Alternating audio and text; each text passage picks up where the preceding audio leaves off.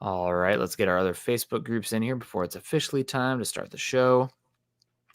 Got the spinning wheels going. A lot of people in the chat. You guys are killing it. It's awesome to see. There we go. Welcome in, everybody. Welcome in to another Victory Monday. It is the 27th of November, and it's time for an episode of Broncos for Breakfast. I am Nick Kendell, and joined by, as always, on these morning shows, Scott Kennedy. Scott, we were talking about on the other channel, but happy Victory Monday to you. I can't think if it's been maybe more than once or twice this season where both the Falcons and the Broncos have won, but cheers to us and our teams. Yeah, you keep saying it like I'm a big Falcons fan, and no, I'm not. And I went to Auburn. Let's think of that one. Yeah. And Chelsea lost to Newcastle 4-1 and looked awful doing it. But that said, being part of the community here, it's nice to be able to be excited to talk to y'all again. Now it's getting to be kind of old hat. Win, win, win. All we do is win around here in Broncos country. Yeah, I mean, maybe we get used to it. Maybe we'll get to a point where people start to get upset about how you win. But for now, Broncos country doesn't matter. You know, by air, by land, by sea, you're winning games. And really, this was probably the most enjoyable victory I've seen from the Broncos this season. Now, obviously, the Chiefs game, how they won that one, the Bills, those are better wins overall. But this one was a game that you just simply dominated them. There'll be some areas when you look at the box score where it could have been a little better here, a little better there, but from the start, I mean, the Broncos marched down the field 7-0. It's 14-0 before the end of the first quarter. The Broncos started fast. They were efficient. And then after that, the turnovers started to come on the other side. So really just a dominating win from the Broncos, and one that they were in control from the very beginning. I mean, it's going to be hard for me to nitpick things in this game. The way the Denver Broncos were playing, this was a pretty good bet, so to speak. You know, I was like, I don't want to jinx y'all, and when Richard's in here, I'll make sure we'll put in I'll put in the voodoo for y'all about there's just no way you can run the table. But I'm superstitious as hell. I mean, I'm as Irish as you can get, and I still pick the Broncos to beat the Browns. I'm like, the Browns, okay, they've got a really good defense. Okay, fine. But their offense right now is completely handicapped. Mm-hmm. They're without their quarterback. They're without their running back. They're just not equipped to come in here and play against the Denver Broncos on the road against the way this Denver Broncos defense is playing. And they went out and proved it because, frankly, even though you went out to this nice lead, Russell Wilson wasn't all that sharp in the first half. And you still dominated this game, aspects of this game, without really even playing your best. That's a sign of a good team. This team is getting good. And the 7-3 for me was a little bit of a mirage for the Browns, just because I don't think they're the same team that they were a month ago. Mm-hmm. This was a game that the Denver Broncos needed to win. They took care of business. This is a good team. And one thing that maybe this is just my warped Big Ten brain here, Scott, but I felt like this was a Browns team that came in and they were a very physical team on both sides of the ball. I mean, Bill Callahan's been one of the best offensive line coaches in the NFL for decades now. The Browns obviously were on a historic pace for the defense. Myles Garrett was and still is the leader in the pack for the Defensive Player of the Year in my book. But I came out of this game thinking, man, the Broncos physically in the trenches and with just the mentality of how they're hitting people right now on both sides of the ball can match up with anybody. Maybe they don't have enough of the bevy of weapons. Maybe you don't have enough as far as horses in the pass rush, when it really gets down to it. But as far as the physicality nature, this was a slug-it team, and the Broncos beat up a bully. I mean, they beat up a bully in this game in the Browns. When's the last time the Broncos beat an AFC North team? It's been a while. I feel like it's been a while. I think it has been a while. Because y'all got tired of me saying it in the time that you've known me, of saying the Broncos get bullied in the trenches by these teams from the AFC North. Not this time. And I feel a comfort level watching this team now. I feel like whether it's people getting to be 100% healthy, whether it's familiarity with the system, whether it's Russ is getting a little bit more flexibility at the line of scrimmage to change plays. Pizza. But we're seeing Ben Powers on trap blocks. We're seeing him on pulls. We hadn't seen that. Everything's been straight ahead. We're seeing more complex blocking schemes now, taking advantage of some of the athleticism to cover up some of the deficiencies of a guy like Lloyd Cushenberry and turning him into a strength. He wasn't just a non-liability in this game. He was good. Mm-hmm. Lloyd Cushenberry was good. Taking advantage of what Mike McGlinchey does best. He missed the entire preseason. So now we're 12 weeks in. He's hitting a stride. He was good. He was good in pass protection. He was good. He was good run blocking. The offensive line was really good. We're starting to see things. Being able to plug guys in when, the next man up mentality. PJ Locke almost single-handedly stopped the first drive. The first 3 and out was with a guy that you weren't even sure was going to play. He was the 4th on your safety depth chart to start the season. It is really good coaching. It's players stepping up and doing their jobs, and it's belief. It's belief out there when they say winning cures all. This is what we mean. Mm-hmm. Everybody's willing to do a little more. Everybody's a little bit better, a step faster, 10 IQ points smarter. The anticipation. And Justin Lloyd said, he's ready. Let's go. Start the show, baby. We're here. We're ready to go, man. Yeah, thanks, Justin, for the $2 super. All the super chats coming in really help us continue to bring you these Denver Bronco deep dives. I don't think anybody brings the variety and the volume of content that Mile High Huddle does on these live stream platforms. So they'll keep coming as long as the support continues to come in from guys like Lloyd. Also, Michael coming in saying, good morning, Nick and Scott on Broncos for breakfast. Go Broncos. Michael, definitely one of the largest benefactors of the show. We appreciate you, Michael. Hope you're doing well. We got Troy Boer coming in, $9.99, says, hey, guys, what a great win. We are winning with gobs of turnovers that cannot last forever, but I'm optimistic because the offense still has so much room to improve. Have a great show.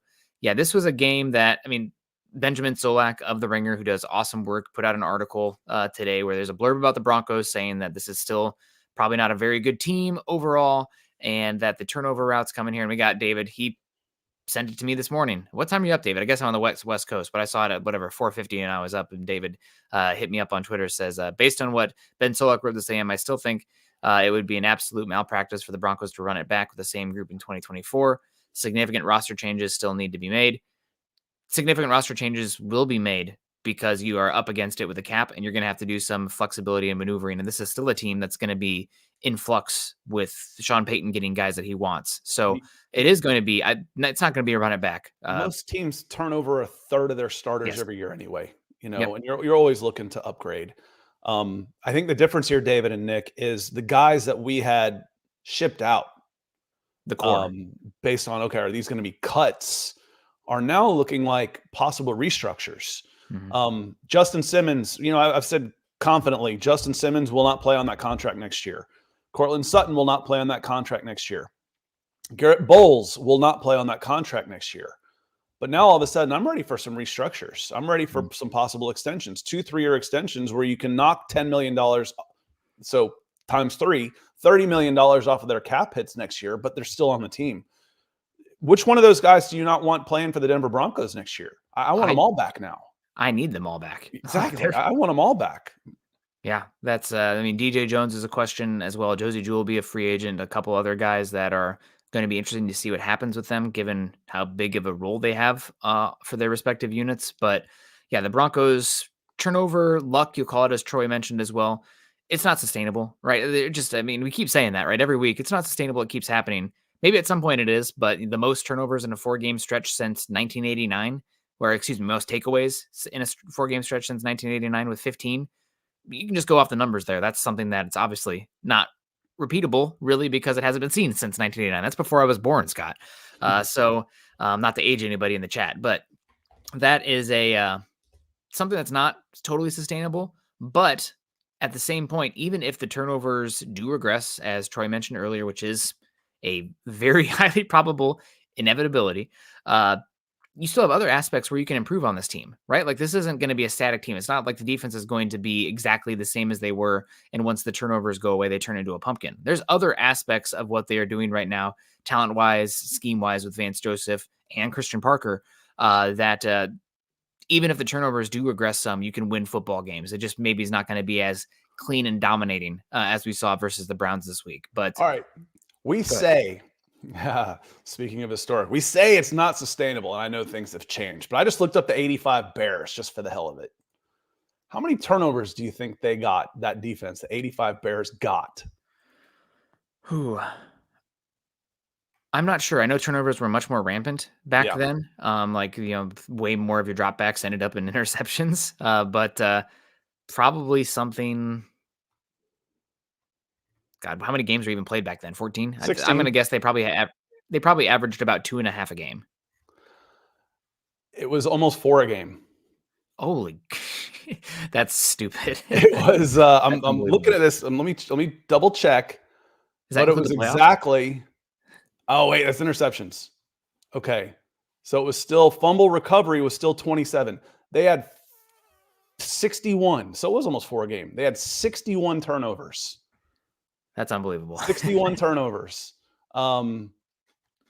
And I think that's just right. Yeah, in 16 games in the regular season. That's just the regular season because I think they had 22 takeaways against the Patriots in the Super Bowl. So That's crazy. again, 3 turnovers. They don't give the ball away a lot. But again, as Troy says, and this is what I've been kind of harping on, and I started the show off with it. Again, who are you going against where those turnovers really seemed fluky? Okay. KC. Okay, 5. That seems fluky.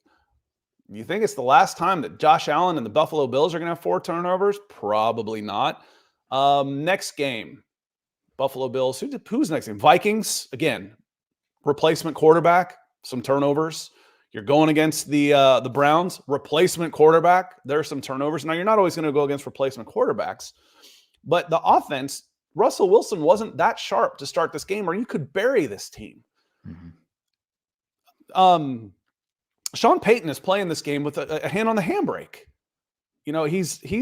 He hasn't turned this team loose. He hasn't played this game as like, hey, listen, I need to go score 40 points.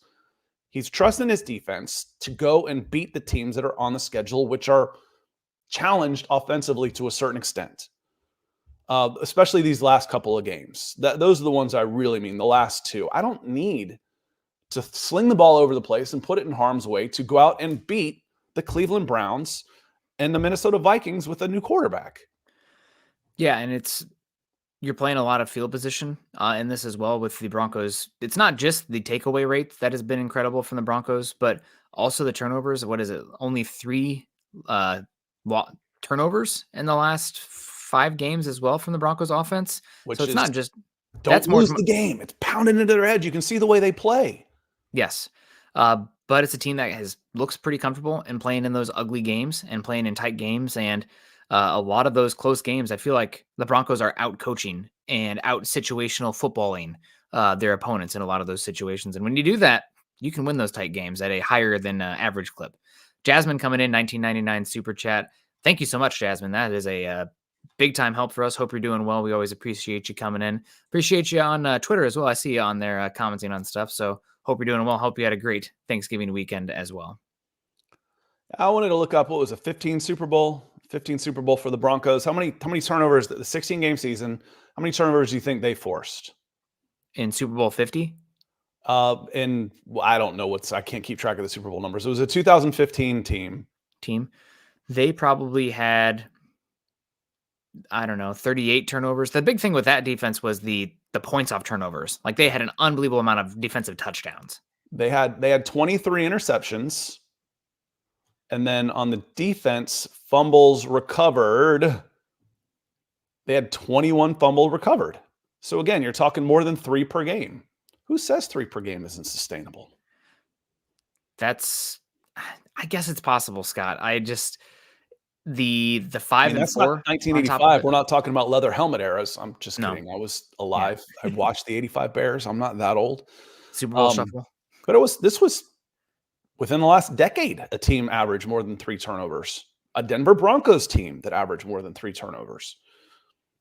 Yeah, again, it is historic still, though. If you look at the data, the most in a 4-game sample size since 1999, that 5 and 4 games that's kicked it off there are doing a lot of heavy lifting over that.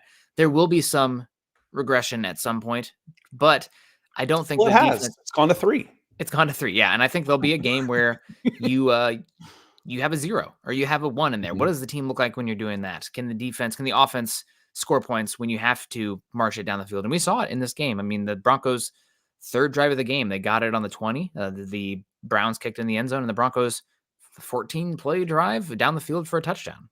And when you've got a coach who puts a reserve tight end on 4th and 1 to run a quarterback sneak, the odds of a turnover go up exponentially.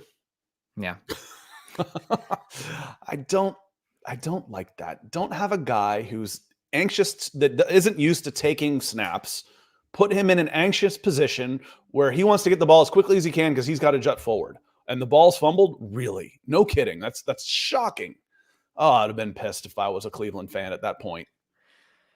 Yeah, I mean, I get it. Teams are trying to replicate the tush push, the Philly, the brotherly shove, while also protecting their quarterback. And a team like the Browns were already very in a troubling situation with the quarterback. They're talking about outlawing that play. No one else does it like Philly. I've seen a lot of imitators, but nobody doing it. Well, I mean, I think the Philly's 100% on it, but no one else can do it. No. Why should we outlaw that then?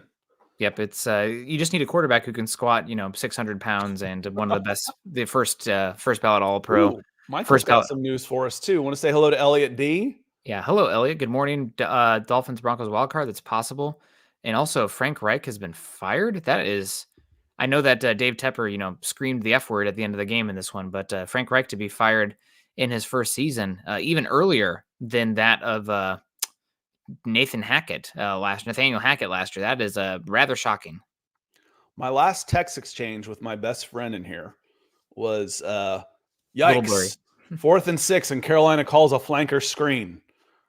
I responded to him. I said, Reich may not get a second year. I love Shane Steichen. And that was at 4:02 yesterday. Yep. That, and I was complaining about, running a Desmond Ridder keeper when you're trying to kill the clock and the guy fumbles the ball, like crazy. That was the one just above that had an expletive on there. Yeah. Thanks for keeping us informed. That's now the third coach. So the last coach to get fired midseason for for performance reasons is now not just Nathaniel Hackett. Yeah. That's kind of wild. I know they've been terrible out there, but I can't believe that they fired him already. That is pretty crazy. Quentin Caldwell, $5 saying, love the win streak, but we should not let up. Russ looks good. Yeah, Russ did look really good in this game. Scott, I know that you and I are both on the same page here, which I'm glad, because I thought on the first half, a lot of the calls and the designs were good, but some of the quick passes from Russell Wilson left, as I like to say, left meat on the bone. For the offense, a little bit of erraticity. There was a pretty good play later on where it was a handoff, and I think he dumped it off to Mims really quickly in a short game to get it off and give this guy a chance to make a play, but left some meat on the bone, like I like to say. But the offense still got it done. I mean, 14 points on 3 drives, and the only reason you get more points on that one is because an incredible play by Jeremiah Owusu-Koramoah of the Browns, linebacker number 6. He was all over the field. The Broncos were highly efficient in this game overall from an offensive perspective, to a point that is rather shocking to me against this Browns team. I mean, the Browns, again, came into this game with the second best success rate any team has seen in the NFL since 2000. And what is a success rate? It pretty much means that you're moving the ball effectively each down. And the Broncos leave this game with a success rate of, I guess not incredible, 44% in this game, but overall it felt much better than that, especially considering your opponent. So really good job. Russ did a good job of running the ball. He ducked his head for that touchdown. He ducked his head once he already had the first down too, and that's what caused that fumble. But if you take away his 4 kneel downs, he was almost 5 yards a carry on 7 carries. So it was 7 for 30. It was 11 for 31 total, and that included 4 kneel downs. So Russell looked good. But again, part of the game plan here is protect the ball. It's protect the ball. It's run the ball, which the Broncos were doing as a team that doesn't like giving up the run. Yeah. And then take your shots. So I got to loosen up the back end of that defense. Well, it's not going to show up on the numbers on Russ's stats or Cortland Sutton's stats, but a 34-yard pass interference that sets up the first touchdown is part of taking those shots and loosening up the back end of that defense. That's as good as a 35-yard completion. And it's as good not just on the box score, but mentality-wise of putting it in the back of the Cleveland Browns' minds on defense that, by God, we can't just go put 11 guys on the line of scrimmage because they will go over the top on us. Yeah, and to the point, something we talked about a lot this offseason with this Broncos team, Scott, was getting a lot more efficient on offense through the run game. It's one of the reasons we really liked the points of emphasis because of Russell Wilson's historical struggles in the quick game. The Broncos needed to be that much better in the run game to overcome it. And you can really see the dichotomy of the offense in this one, just looking at the advanced stats. So again, coming back to success rate, wasn't great overall for the game, but the Broncos finish this week incredible rush success rate, which again comes back to the efficiency. 5th in the NFL, 51.4% in that. Their drop game success rate, 3rd worst in the NFL this week, but their 8th best EPA per play. Now, what does that all mean? It means that the quick game, the overall efficiency with the yards down to down are not great from the pass game, but they're explosive. They're hitting the big plays through the pass game. The run game, though, did seem some explosives this week, but they're able to move the ball, matriculate the ball down the field through the run game, and then hit those explosives through the pass. That's what it needs to be with Russell Wilson. Also, while not taking a single sack in this game against the Browns, you're avoiding the negatives, you're hitting the explosives, and you're running the ball effectively, efficiently, where then you are not getting in those 3rd and longs, and you can continue to extend drives. This is the formula. This is what it needs to look like to be good with Russell Wilson. It's never going to be a shotgun 40 pass attempts game. If possible, it needs to be a low volume but explosive game where the run game is doing the dirty work between the 20s. Talking about, you were a little surprised by some of those rushing numbers. Let me give you another stat on there that will kind of bring it back. You're like, oh, well, yeah, that kind of makes sense. The Broncos radio crew gave a stat. It was the middle of the 3rd quarter, and I think it was still a pretty tight game at this point. And they said the Broncos have run 14 first down plays. They've had 2 yards or less on 11 of those on first down. So they were in 2nd and 8 or longer 85% of the time. And that's where that comes in, that efficiency, that can I run on first down when they're expecting the run, or incomplete pass. So that's where you're looking at, where those numbers start making a little bit more sense. But you kept at it, you got a lead, and you wore them down. You know, this is a big, powerful, especially right there in the middle, because Lloyd Cushenberry isn't one that I normally think of as powerful, but he's helping on everything. He wasn't singled up on one guy. They're playing a really wide split on their defensive tackles. And it wasn't just Cushenberry. It was Miners and Cushenberry. It was Powers and Cushenberry. Well, guess who's going to win that on a 2-on-1 type of play? You know how you get Myles Garrett out of the game? I'll run it for 8 yards right up the damn middle of the field in the second half. Yeah, and you're 100% correct on that. We also got Jesse Fraley coming in $5 saying, watch the Broncos doesn't hurt anymore. Go Broncos. Well, it doesn't hurt right now, but now that they have our hearts and attention and whatnot, we have a chance to hurt more. But that means we care. The losses sting more when you really, really care. And Broncos country are playing football that's worth caring about right now. So we'll see what happens going forward. I think there's still 35 to 40% playoff probability. But this next game against the Texans, you win this next game against the Texans, and you are in a really, really, really good shot of making the playoffs here and getting that tiebreaker against them. The Colts, the Steelers still ahead of you. You don't have the head-to-head coming up against them. But if you can beat the Browns, if you can beat the Texans, owning those head-to-heads might make a huge difference. And then the Broncos beating the Texans next week would climb back to 500 in the conference this season, which is the next tiebreaker after head-to-head. So everything's still in front of them. Should be a lot of really exciting to see. Thank you, Jesse, so much for the $5 super. Did want to keep touching on the offense as well, Scott. And one of the reasons that this game I thought was probably the most enjoyable for me watching the Broncos this season was the diversity in the rushing attack. Scott, they were in, Sean Payton and Zach Strief were in their bag this week with the run design that we saw from the Broncos. It was the trap game. It was double pullers. It was Russell Wilson zone reads there where you have misdirection there and you're leaving Myles Garrett unblocked because of what you're doing with the misdirection. You get because of the leveraging and what you're doing at the mesh point, you're getting him to fly off and make the wrong read. And then you have Russell Wilson running 18 yards untouched around the left side. So I just really want to give a shout out to the offensive line in general, but also the play calling and the run designs here. It was a diverse rushing attack with what they did, and damn, it worked. That first half, I know you're a big Star Wars guy, but I just couldn't help but thinking General Akbar over and over again. It's a trap. It's a trap over and over. Quinn Miners killing the defensive tackle. Lloyd Cushenberry getting to the next level. Powers getting to the next level. I mean, the traps were amazing in this game. Who had your color call on this game? I don't remember. Mark Sanchez?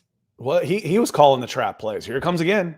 Yeah. You know, Mark Sanchez does a pretty good job with those, I think, for the most part. But yeah, it was, like I said, towards the beginning, is it the trust, the health, the freedom to check out of plays with the familiarity?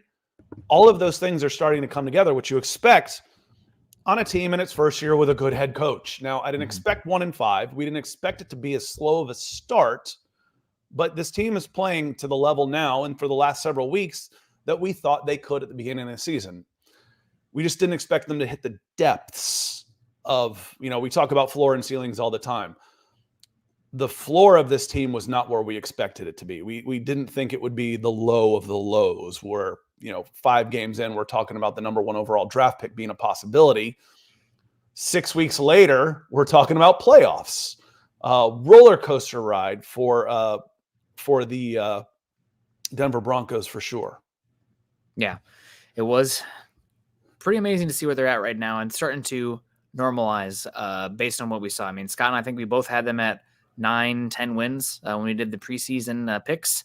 Maybe we will end up being about right there at the end. James Hyatt coming in with a $2 super says, we believe the new catchphrase, go Broncos. I think the new catchphrase is pizza, pizza. Maybe it's crusty, crusty. Did want to give a quick shout out to Little Caesars. They're not sponsoring today's show, but gosh, with a little pizza call there from Russell Wilson, I think you have to do it. What a great design. And the other one that I wanted to touch on, Scott, there was a double pull play where you had not only Ben Powers pull on the run, but you had Garrett Bowles pull, and he just evaporated a linebacker on that play. I don't know what the linebacker did. It looked like he tried to leave his feet, and then Bowles just killed him. But seeing, again, the diversity in the run game with this one, we actually had a positive Marvin Mims sweep as well, which, hey, it finally worked. Just a really, really great job by the offensive line. And this is probably as good as I've felt about the offensive line in a bit. I mean, across the board, they're playing great. It is notable that Broncos are one of the rare teams that have all 5 of the same starters on the offensive line from the beginning of the season. Right now, I mean, they've, again, knock on wood, the injuries have not hit the offensive line. So that is big with the cohesion and whatnot. But, man, the offensive line got it done in this game. I know a lot of people try to make it about Russell Wilson, Sean Payton, blah, blah, blah. But it started up front in this one. They enforced their will on an unbelievable Browns defense. I think we need our own Broncos for breakfast shirt of just trenches, trenches, trenches, Broncos for breakfast. Because I mean, we both believe in that. Again, it was hard. I said it a lot last year. Russell Wilson this, Russell Wilson that. I'm like, I don't know about Russell Wilson. I can't get an evaluation on Russell Wilson because he has no time to do anything. He's under duress on every single snap, right at the snap. I don't know. Well, now I know he's playing pretty good football. Yeah. Is he all pro? No. Does he have to be? No. And his style of play, he's playing really efficiently well and winning games. Like, oh, he's a game manager. He's a game manager with a 5-game winning streak. Yeah. And there's something we talked about this offseason a lot. And when things were going poorly for Russell Wilson, there are some quarterbacks who have the ability to overcome weaknesses on the offensive line just because of their style of play. I mean, I think about some of the offensive lines that Peyton Manning had in Denver. They were bad guys. I mean, they just straight up were, but the Broncos knew because of the Peyton Manning's brain and the style of play and how good he was in the quick game that you could overcome some of that. Russell Wilson holds onto the ball and he struggles in the quick game. So that puts more of an onus on the offensive line to be good and the run game to be good. And Sean Payton, I think, in the pocket. Yes, and I think Sean Payton understood that coming into this. We have to build the offensive line if it is going to be effective around Russell Wilson because he is very much dependent on the run game being efficient and the offensive line to hold up because he holds onto the ball so long. And we've started to see that come around these last few games of the Broncos. The offensive line has become probably the singular strength of the offense. That's a good thing. Yes. You can do a lot. You can have a lot of fun if you got a dominant offensive line. Justin coming back in. Thank you, Justin. He says, Peyton squared. We need to see a draft pick with these two men. I believe Peyton is a good judge of talent, and he hasn't had a first-round pick yet. I think He had the Pat thoughts Surtain. he had Pat Surtain. That hit pretty good. Yeah. He had Pat Surtain on that. But Peyton hasn't. I'm 0 for at least 1 on my calls on George Payton and whether he'd be here or not. And Broncos keep winning like this, then why would he want to move? You would hopefully Sean Payton would relinquish some of the control and trust George Payton more. But I'm on record several times of saying I'll be shocked if George Payton is the general manager of this team come August 1st of next season. But right now, I would certainly hedge that. I'd like to reel that one back in, because right now you're going to make your normal season-to-season changes based on trying to upgrade positions with available resources that you have. But I want to feed and fan this group. I don't want to try and tear it apart right now. And I think that there is some belief and trust there. I know it was a little bit of a different circumstance because Sean Payton brought in this guy, but the patience and trust that we saw with Vance Joseph of this team, it had been easier to fire him when things were wrong and bad and gave him the benefit of the doubt. Now the defense is playing really good. I'm really excited to see what they can do going forward with Vance Joseph. But I think it's similar to George Payton where it was bad early, but I think Sean might give him, a little bit of the benefit of the doubt again. Didn't bring in George, so it's a little different than Vance. But I think there is some trust there. And when you trust guys and they, turn it around, I think that really breeds, allegiance to some of these guys. Loyalty to Peyton. And, for like I've said, he's an SOB. I've said it a zillion times, but he's your SOB. Mm-hmm. That's a guy you don't mind. I don't have to go. I still said I wanted him as this coach and was like, the first round draft pick for Sean Payton. Yes, do it, please. And don't complain about it. But I would advocate for keeping the structure of this team together moving forward. And again, back to David Cromwell's point, is this sustainable? No, you're not going to win every game. That's not sustainable. You will lose again. It's going to happen. But are you headed in the right direction? Again, do I trust this group to get it right? That I want to give them more resources and more time to keep going in the direction they're going?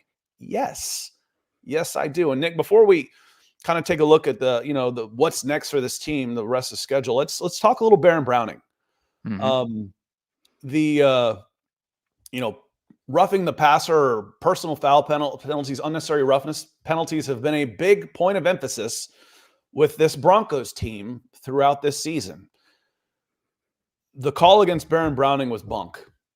The ones against Kareem Jackson, I'm sorry, Broncos country, when you tackle like you're an armless man, you're going to get personal fouls called on you. He tackles, either crosses his arm like he's doing the Undertaker or puts him to his side. And if he tackles, like I said, that's the best way I can put it. He tackles like he doesn't have any arms. That's dangerous. That's against the rules. Baron Browning did zero wrong. He kept his head up, didn't hit him, led with his shoulder, maybe got a small piece of his face mask, but I still don't even think that happened. Yeah. Didn't go down with him. Quarterback DTR's coming out one way, Browning's going the other way. That's 450 pounds of collision. Someone's going to lose that. And it was fair. It was legal. It was clean. And it was wrong. And I'll be shocked if Baron Browning is fined for that hit. Yeah, he shouldn't be. That was just, hard football being played, and that's going to happen sometimes. I did not think it was malicious at all. And if you don't, at some point, I'm with Tom Brady on this. At some point, the onus needs to be put on some of these offensive players to protect themselves. That was a guy trying to go out there and make a play, but he put himself in that situation full aware. That was not a defenseless player that took a hit without knowing. That was him trying to get out there and make a play. And sometimes when you're playing that game, you're going to take a risk like that. And a guy like Browning with his athleticism can make you pay for it. And he certainly did. And it was not dirty. The malicious part of it, I'm not going to try and regulate intent. Malicious or not, to me, is irrelevant. if you duck your head and hit a guy with the crown of your helmet, from neck up, it's a foul. Well, it wasn't malicious. I didn't mean to. It doesn't matter. You can't do that. You're putting yourself in the position to do that by ducking your head. I don't care if you meant to or not. Irrelevant. Mm-hmm. So technically speaking, he did nothing wrong. Just from a letter of the law, from a rules point of view, from a spirit of the game point of view, he did nothing wrong. I have a problem with that. And like I said, y'all have listened to me on here, and I'll go after Kareem Jackson for being reckless and I don't want to say stupid, but when you keep jumping in like this, you're going to keep getting personal fouls. You've got to change the way you do things. Just lift your head. Get your arms out from up your side. Yeah. I'll be all over that one. I have no sympathy for Kareem Jackson and what he's gone through right now. None. Mm-hmm. Baron Browning's different. There was nothing wrong with that hit. Zero. I agree with you. And that does, luckily we don't have to spend too much time on the refs in this game, but I did think the reffing was pretty poor overall. That Baron Browning one luckily that was a ball don't lie moment. I think the Broncos got the ball back pretty soon after that. I think it was the DJ Jones turnover almost immediately after that. If not, it was a punt. But the Broncos got the ball back quickly. I thought the PJ Locke unnecessary roughness call that ended up extending the Browns' drive and gave them their only touchdown. After that call, I thought that was also bunk, especially after David Njoku just early that drive made a play where it had been like grabbing a penny off of a backboard. I mean, he made an unbelievable jumping play to make a first down. And Locke is going to break up the pass. The ball is way high. He's not looking, trying to run to make a tackle with his head, 180 degrees looking up. He's trying to dislodge the ball. And the way to do that is to make contact with the receiver. And I did not think it was his head or anything malicious at all. It was a bad throw. And he was just trying to dislodge it if it was there. So I thought that was a really terrible call. Also, 2 calls on Cortland Sutton in this game. They called a holding penalty on an amazing run where Sutton blocked 2 guys on the outside. Maybe they got the number wrong on who it was, but I went back and watched that a couple times. They called it on number 14. I didn't see it. They showed Sutton looking beside himself on that afterwards because it was just an unbelievable play. And you're not getting explosive runs unless your wide receivers are contributing. And then there was the offensive pass interference, which Sean Payton after the game said that we're counting that as a catch for Sutton in our grades and films because that was if he has incentives and he comes up 15 yards short of a goal, we're paying him. We're paying him those incentives. D. Porter comes in and he's on the same page with us. He says, "Good morning, MHH. Great win. Should we just convert the league to 2-hand touch? That hit from Browning was a hard football hit and nothing more. When does it stop?" Y'all have heard me say that whether you like the sport or not, international football, soccer is really, really cool the way they handle things. The general aspect of it, the player movement, that type of stuff is really awesome. The consequences for losing are harsh, and they relegate referees too. They had a referee who had reffed at the highest level in Champions League games, been elevated. He got knocked down to the second tier because he had missed so many calls. We call it promotion, move up, relegation, you move down. They have, I think, 5 leagues, professional leagues that you can play. 1, 2, 3, 4, 5. He got moved down into the second division for at least a week because of poor performance. Wouldn't some accountability out of the officials be nice too? These guys make $250,000 a year. I'm sure there'd be some people willing to step up and do that job if you needed a group of reserves in there to promote and then relegate. Yeah, not a banner week for officials in either side. But thank you, D. Porter, so much.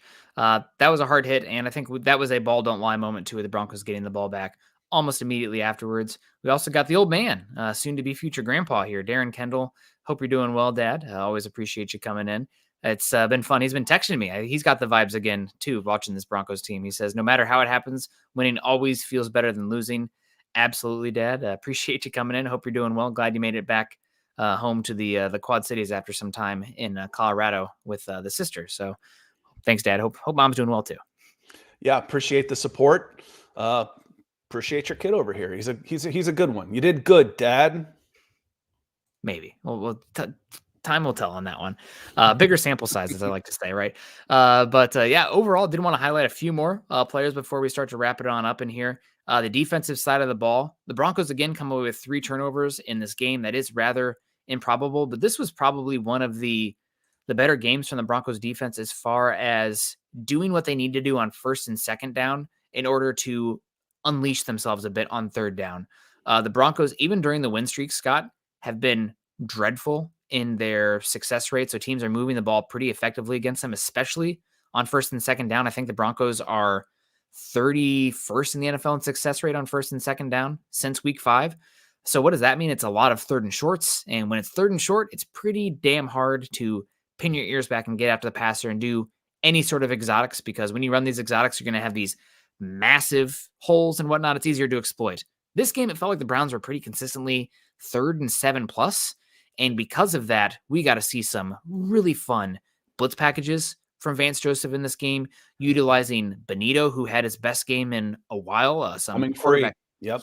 He's got the athleticism that if he's unaccounted for, he can make a difference. They did a good job scheming him open. He had a few straight up wins too. There was one drive where he hit the guy and then also knocked the ball in the next one.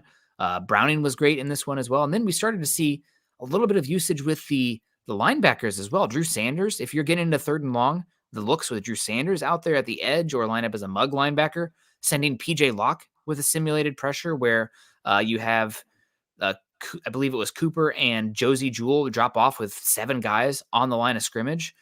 Pretty darn incredible to see the Broncos do that here. So that's a real point of emphasis I think we need to touch on going forward for this team. Can the defense continue to win on first and second down to give themselves third down looks where they can be aggressive? And one guy I did want to shout out again. I was thinking about it.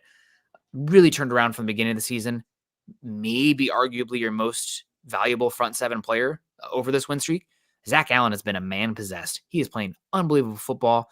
The safety, it was supposed to be a pick play. He beat both guys on it on that twist and stunt and got at him. I mean, he's been really awesome. Still not a very good run defender overall when he's a little bit lighter, doesn't really have that base to anchor as much, but he's been awesome. Did want to give a shout out to Zach Allen. He's been so good for the Broncos over the last half of the season. Drew Sanders had 21 snaps on defense. That's the most he's had since week 4 against the Chicago Bears.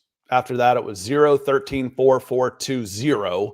And he had 21 snaps. And, we said going in, Nick, that this would be the type of team you would want to face where you wouldn't mind an experience. You want big and athletic. Mm-hmm. Again, it's not – I kind of bristle when people try and make this game overly complicated. It's not. It's so it's not like, hey, it's not like a genius here. No, it's not that hard to figure out. This team wants to run the ball. They're going to be challenged throwing the ball. Let's get big. Let's get fast. Yeah. And that's smart. Don't try and coaches sometimes get accused of overthinking. Like, there's no need to get cute. Let's play smart football. They want to run the ball. Let's get big. Let's get fast. Okay, well that makes sense. Love Zach Allen. That was a guy that we were pushing for in free agency. Made sense. Still, for me, the single biggest difference on this team on the defense, personnel-wise, I mean, everybody's playing better, but personnel-wise is Baron Browning.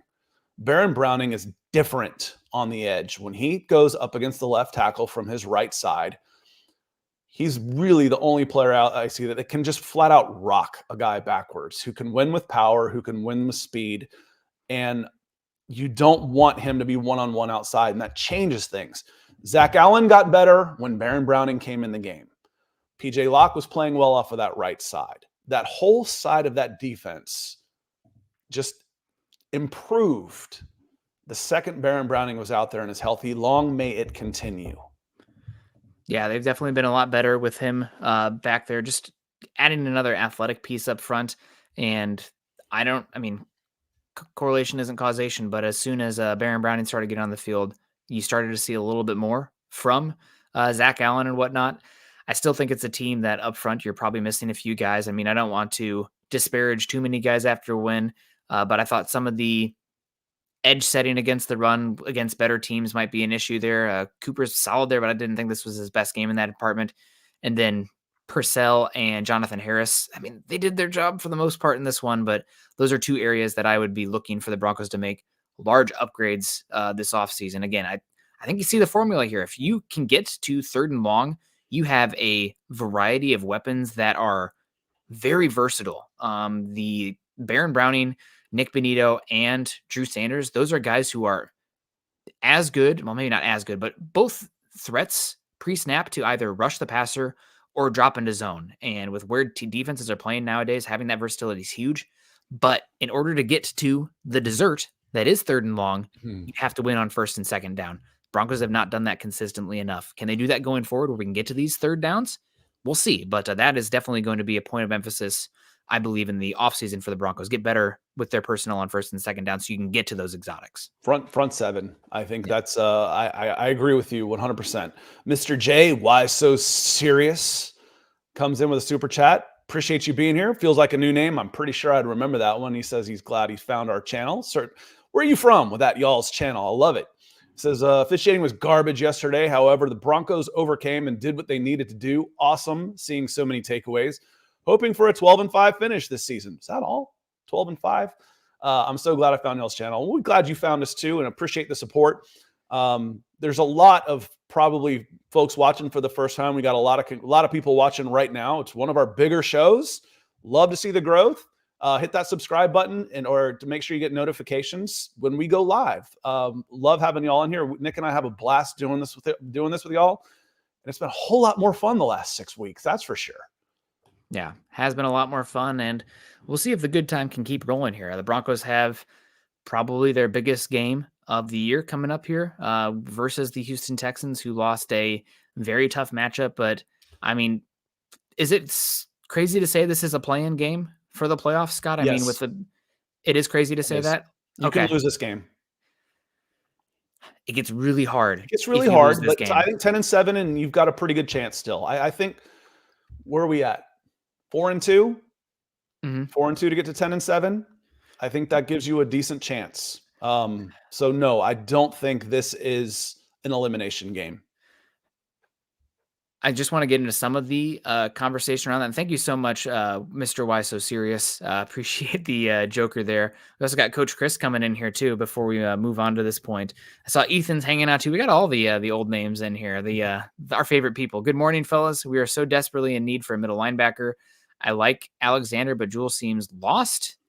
Man, Coach, I do not see it the same as you. How good is Patrick Surtain? What an insane talent. Does Santa have a playoff berth for the Broncos? Enjoy the rest of the week.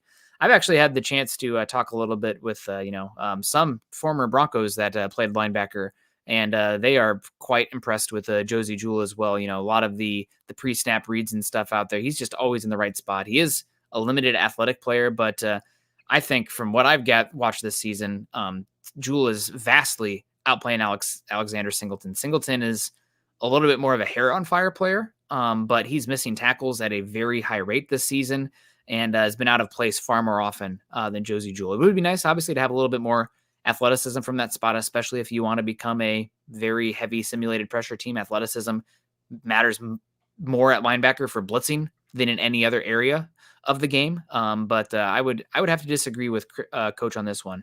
I think Josey Jewell is a much better player. And I think, Chris, Jewell is out of contract at the end of this year, so he may not be back regardless.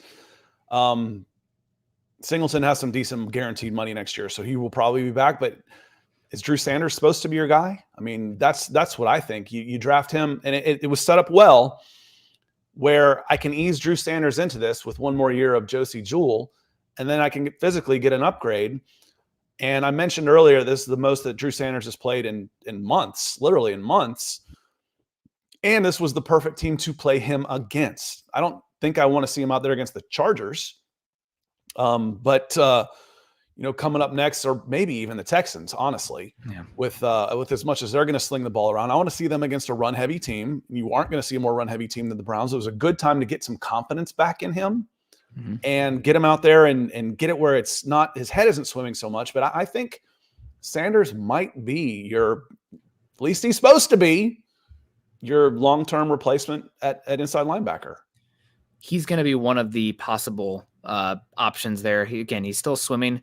One thing you mentioned Sanders getting a lot more usage in this game. I do think part of it is just the game flow as well. Because the Broncos were so good on first and second downs, you didn't have to worry as much about the run fits. It was more drop or rush kind of stuff from Sanders. And when you have the lead and it's 3rd and long, you can do that. You don't have to worry as much about the super disciplinarian. What is my run lane here? What are my run fits?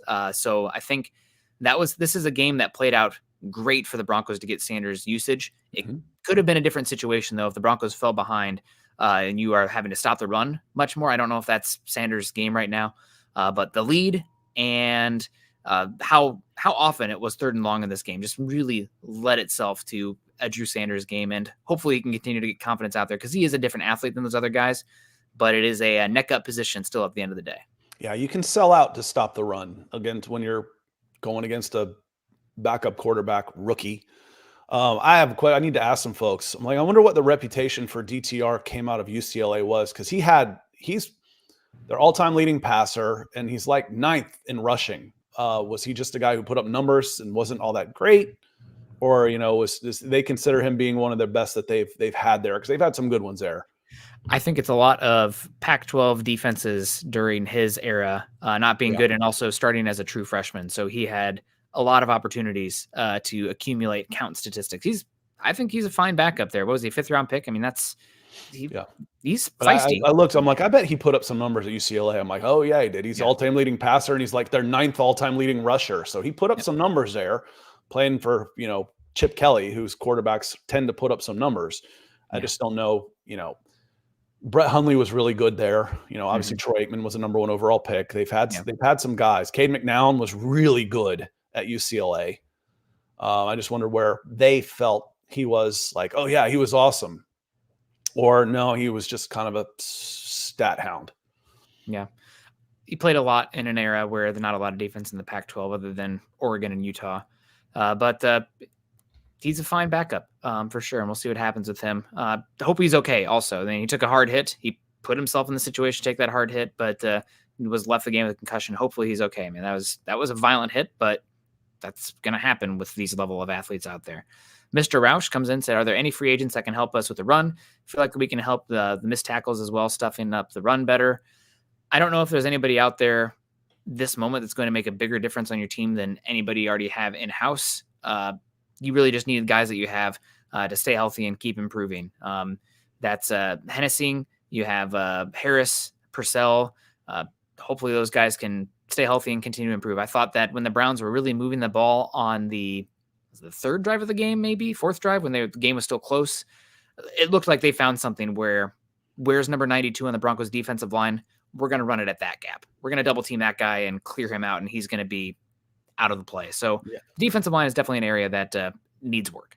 And I was thinking next year, actually, when you said free agents. I'm not even considering free agents for this year. It's like if they're not playing for a team now, they're probably not all that great. I don't know who. There might be an exception out there, like, oh, he's still sitting there, but getting into game shape and all of that type of stuff. And you could probably pluck somebody off a practice squad that could help. But I was thinking more next year. But Mr. Rush, I've made this point in the background and it's been said, but I haven't said this on one of our shows live. But when I've got the same guy who leads the team and leads the NFL in tackles and missed tackles, I know he's getting too many opportunities.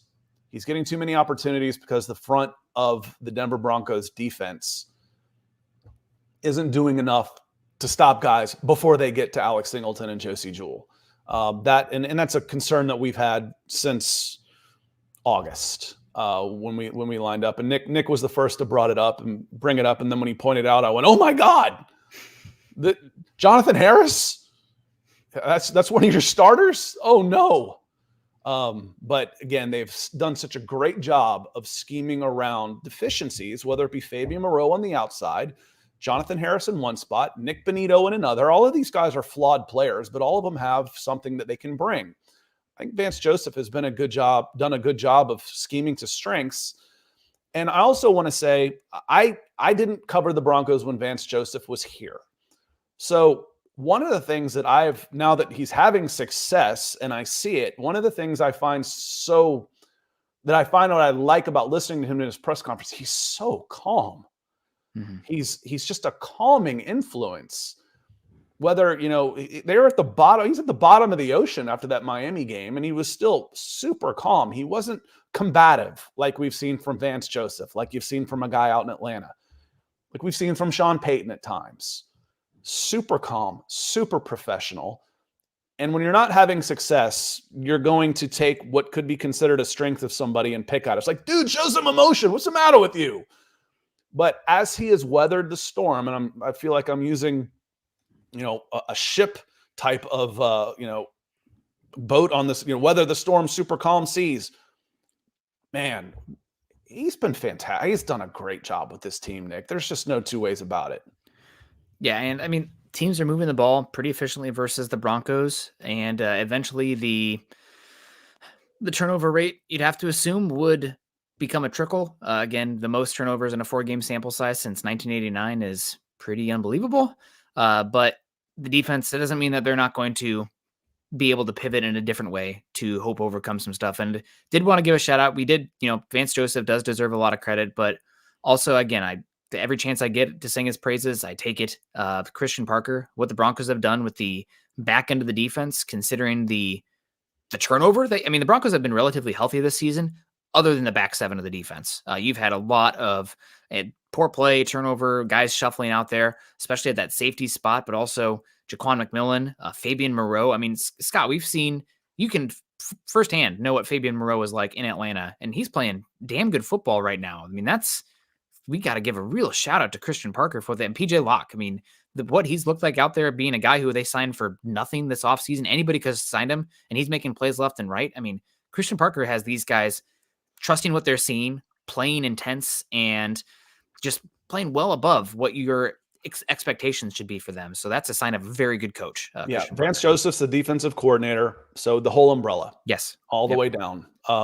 Credit to all of them. I just, the guy at the top of that of that org chart is going to get the credit. Yes. And I get the feeling that Vance Joseph is the time to share the credit. It's just we're not talking to him all the time about that type of stuff. And the point of Christian Parker too is, I think enjoy him right now.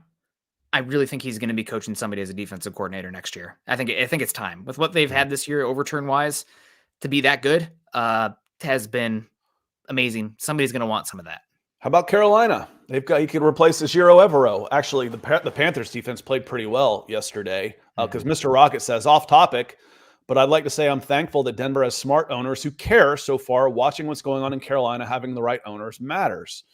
Yeah, I kind of got a chuckle last year when people were talking about the ownership when they'd been in place for 45 minutes when the team was struggling. Well, where's the ownership? You don't hear from owners, unless you're Jim Irsay. Typically, if you hear from owners, it's a bad thing.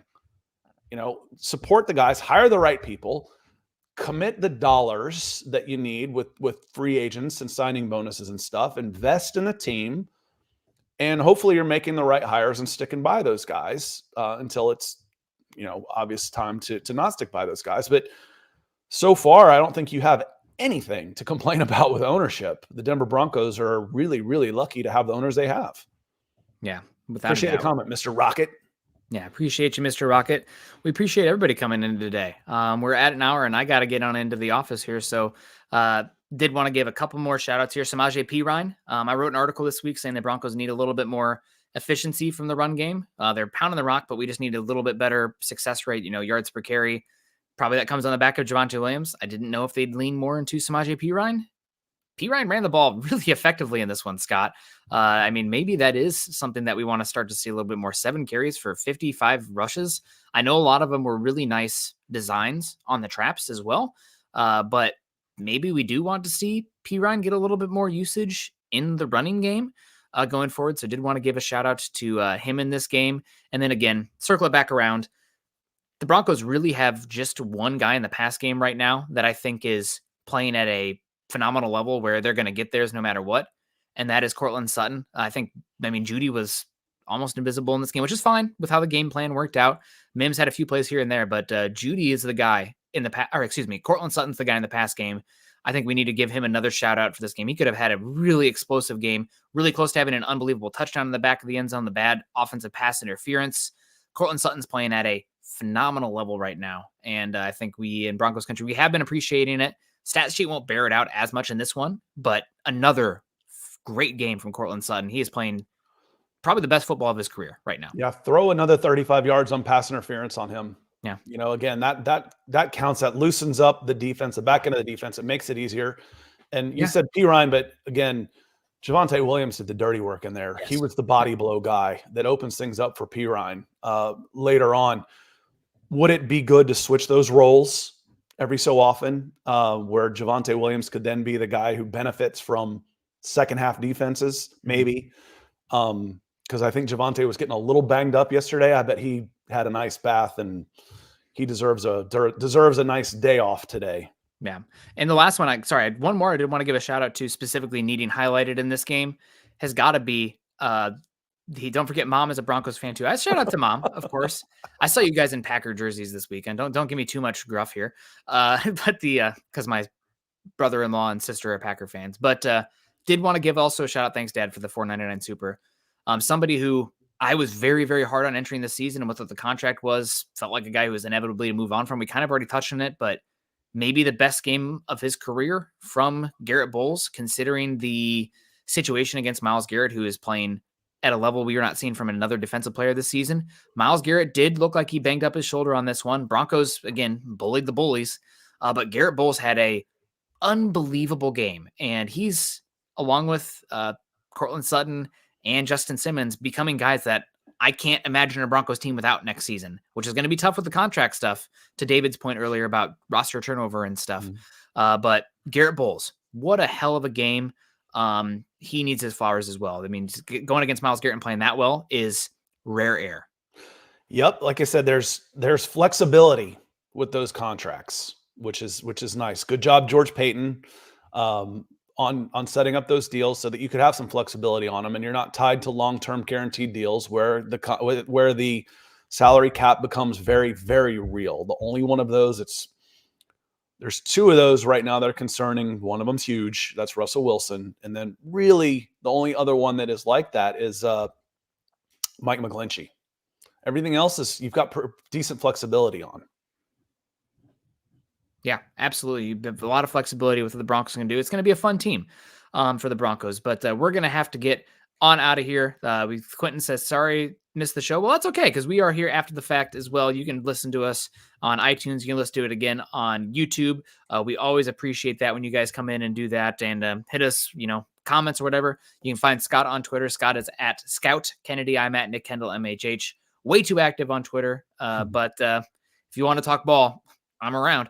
Always appreciate that. And make sure you're also following us on Twitter at Mile High Huddle, of course, as well as at BFB_pod.